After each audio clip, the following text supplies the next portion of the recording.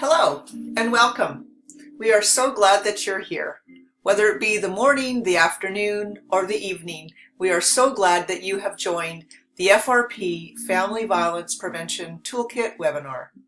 My name is Sherry Sinclair and I am the Executive Director of BC Association of Family Resource Programs, or it is also called FRP BC.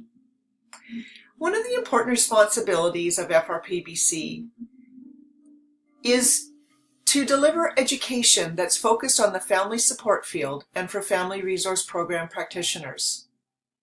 With this webinar, we encourage you to gather around some support colleagues who can help you to debrief because some of the material can be very challenging.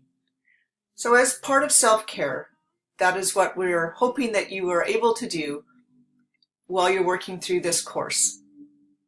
So if you have any questions, please call or email.